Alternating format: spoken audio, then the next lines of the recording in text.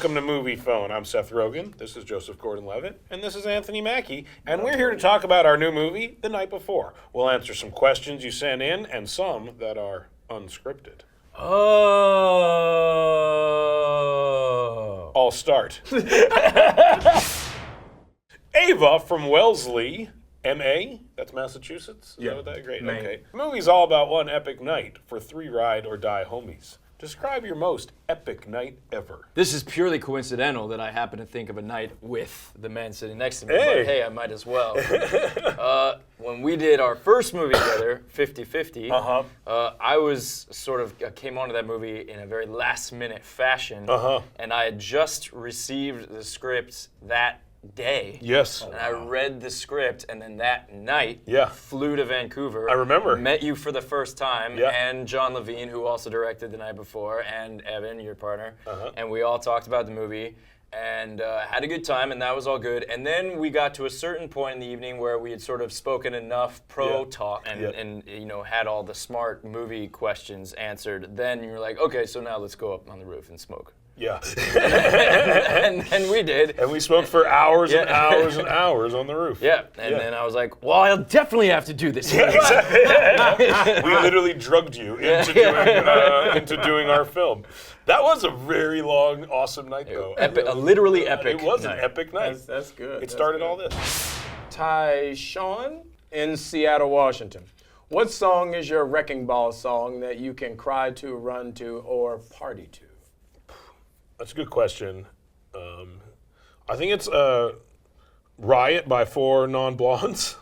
Look at me, I have no idea. I only know That's one. what the song is. It's that song. demographic. It's That called one What's Going On. I think it's called Riot. Oh, it's really called I Riot? think that's the name of the song. I could be wrong. I don't think I'm their audience. But that song, it's kind of like a Wrecking Ball-ish song. That's true. And That's I true. said, hey, yeah. You know this song. You don't know that song? I love that song. And I went to the morning and I stepped outside. Dave Matthews. Or Total Eclipse of the Heart might be my other That's one. another good one. By the Bonnie Tyler one. Yeah. You cry to it? Yeah. Yeah.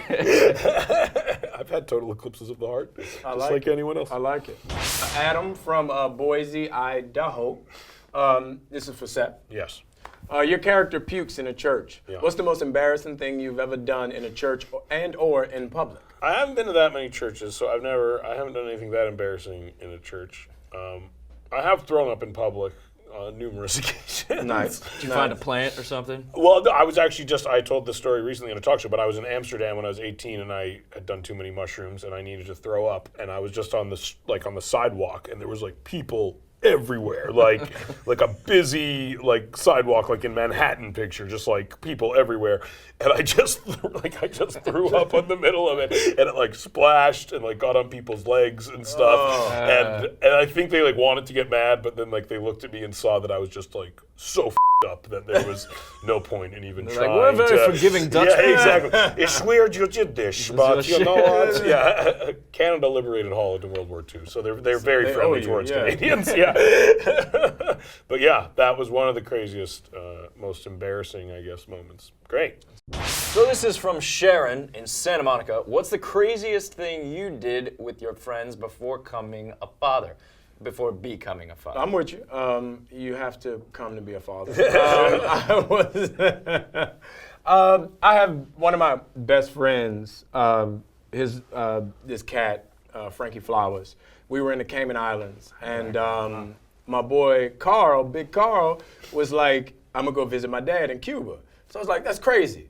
So he got like a little Sea-Doo and Rode to Cuba? 3 jet skis, and we rode to Cuba. That's awesome. With a bucket of gas and a Sea-Doo and 2 jet skis like this. That's amazing. How long did it How long did it take? It took a few hours, like 5 hours. 4 or On 5 jet hours skis, on a jet wow. ski. It was crazy. That's actually really crazy. Yeah, it was the dumbest. So wait, was there a part where you don't see You see any nothing. land? You And see how did nothing. you know what direction you were going? With He this was little like, compass? go that way. Just- And we get behind. So what, you pull up on a beach in Sea-Doos? yeah, were they like, what are you doing? You get close, and there's like the Navy, and the Navy like stops you. And they're like, blah, blah, blah, blah, blah. So, and he spoke Spanish because his dad was Cuban. He's like, yo, Americans, Americans. So we show him our passport, and they go, welcome to Cuba. That's so amazing. So we stayed there for like 5 days. Was it hard to leave? It was very difficult to leave. We did not want to leave. Unscripted, right? Me, homie. Okay, let's see. I read your Twitter sometimes. Oh no. Good tweets. Good tweets. And so this is what's interesting to me. When I do Twitter, Yeah. I pretty much just don't say anything negative. Smart. But I find on your Twitter feed, because you don't mind, if someone says something stupid, you'll say, hey, off guy or whatever. Yeah. And I actually really admire it. Thank you. And so, but what's your thinking behind that? And do you get blowback? Do you care? Why do you decide to go and be controversial? It's probably a lot less thought goes into it than I probably should put into it. It's much more emotional than it is. Yeah, sometimes I literally can't help myself, and I just have access to this thing that allows me to say things in a very amplified way, and it's always something I think, and I've actually never like deleted a tweet ever. Like I've never. I don't think I've had to clarify some tweets maybe in the past, but what's funny is like.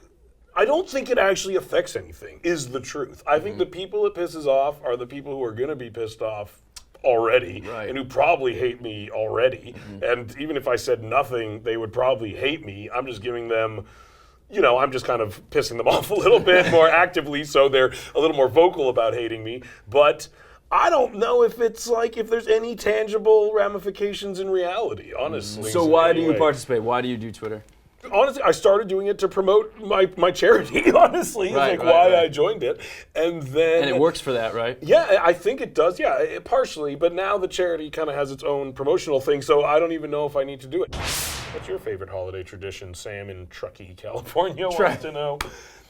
I mean, does Halloween count? Yeah, Or are we, I think it's just any holiday. Yeah, it's just holiday. We're not just talking about the winter holidays. It's free for me to interpret, and I'm Okay, going he to say just just said any holiday. Yeah. Sam from Truckee. All right, well then it's definitely Halloween. Yeah. And what do you do? What's you have a thing? I mean, I like to, begin in a residential neighborhood where Yeah. there are kids and trick-or-treaters. Nice. That's where I like to begin the night. Yeah. I like to dress up for the trick-or-treaters, and I like to with them really hard. Scare them. Yeah. You scare the Well, you scare them, but I make them kind of take responsibility for whatever it is they're wearing.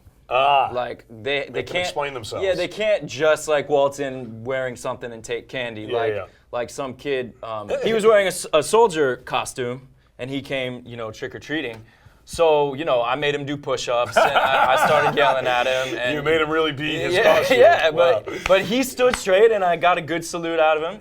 His first salute was a little wobbly, and that was unacceptable. He wasn't going to get He any didn't candy get his for that, no, but he got better. You made him trick. And yeah, You made him exactly. trick made for him his turn treats. tricks. But yeah, the thing, what I love about Halloween is sort of the same thing I love about my job, getting to be an actor, is you get to be whatever you want. And the cool thing about Halloween, I think, is when you didn't just dress like it, you really Embody it. get to embody it. That's what's People really go crazy on Halloween. Yeah, I used I to love throw it. Halloween parties, and I stopped because I realized like people act insane on Halloween. Because when you're dressed up, it's like you shed a certain level of personal responsibility and a certain level of like shame that you would normally have in behaving a certain way. And yeah, I like Just like actors. exactly. Yeah, A no, it's certain totally amount of true. shame. Yeah. And Halloween is like the holiday where every girl gets to be a slut and every dude gets to be like somewhat gay. It's really weird, Like every dude dresses in drag and every chick is like, oh, I saw a slutty minion. And I'm like, how are you a slutty minion? It's a Love the minion. those minions are sluts. Slutty. Yeah, the real minions are just yellow and everywhere. those minions. Well, Take us out, Anthony. that's how you make some. That's on that note. Yeah. Thank you, Seth and Joe. And thanks to you. Movie Phone for having us. And thank all of you for watching and sending in your questions. So please see our movie The Night Before. Please. Please. Really good. It's awesome.